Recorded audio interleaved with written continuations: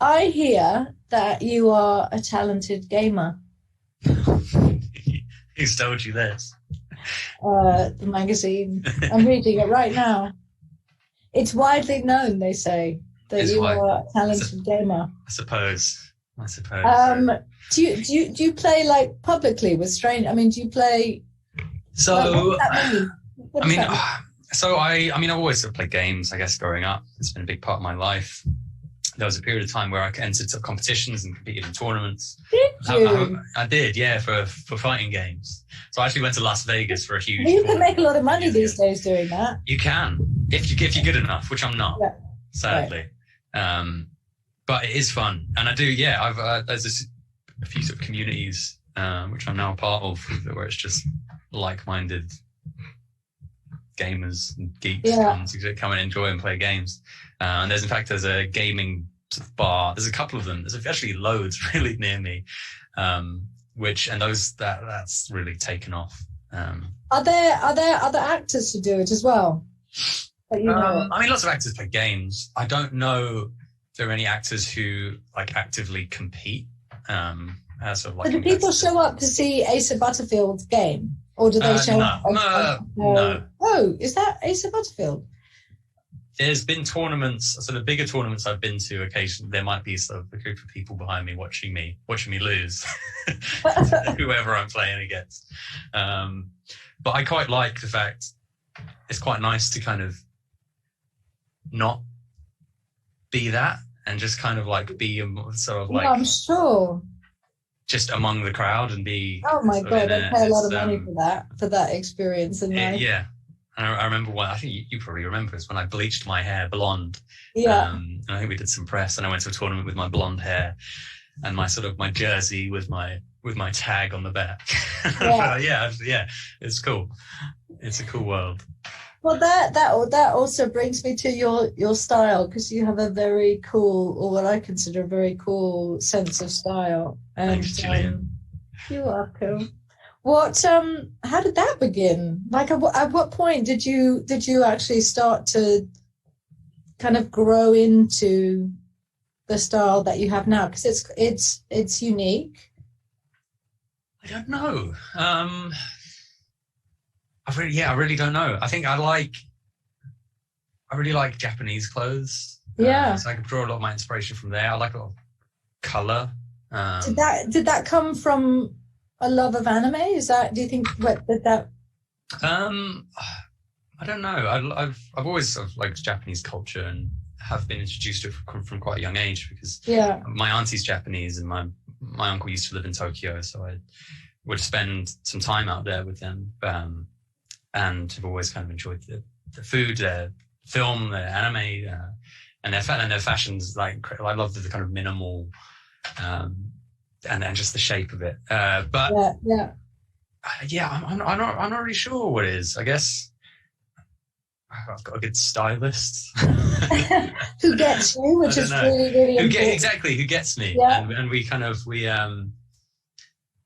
know what I like, and he's always trying to push the boat out a bit and sort of try out different things, and I think that's kind of boosted my confidence to wear different things. And are there specific designers that you are aware of, that you like, or that you often go to?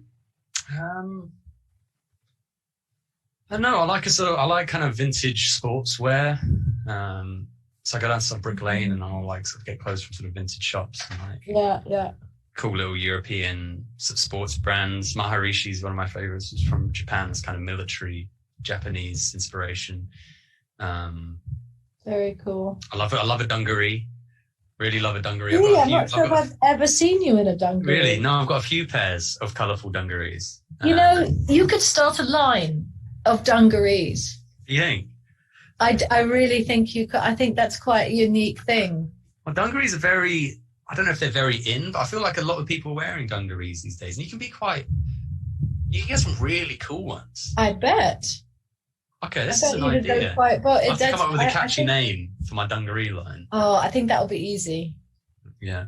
I think coming up with a name will actually be quite easy, but I think you need to go in for a dungaree brand, Asa. Okay. I'll have a word. Yeah. Sketches. Back quickly to anime. Do you recall what age you were when you first were introduced to Miyazaki? I must have been. I think I saw possibly Totoro first. I remember seeing Spirited Away at the cinema when it came out. That's quite a difference between those two in years. I don't know Totoro was definitely. Totoro came out before. But then didn't Kiki's Delivery Service and Howl's all come before Spirited Away, or? I'm not sure. Possibly. I feel like Spirited Away was maybe 2004, 2003.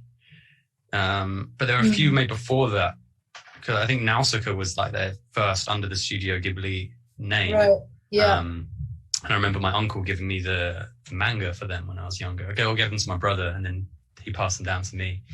Wow. But I think pretty sure Totoro, and there's one other one, which were the first I saw, and which kind of just opened my eyes to it.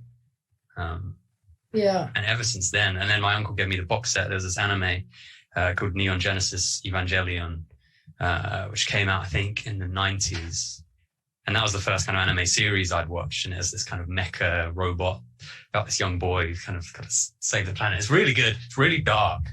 Right. It's very... They're all very... Even Totoro is kind of dark. I remember introducing it to my daughter, and, you know, I was so impressed by the fact that there was an element of fear. I mean, it was the same with Bambi, I guess. But there's, you know, the Totoro is not all innocent, fluffy bear character. He's got teeth, and there's an element of,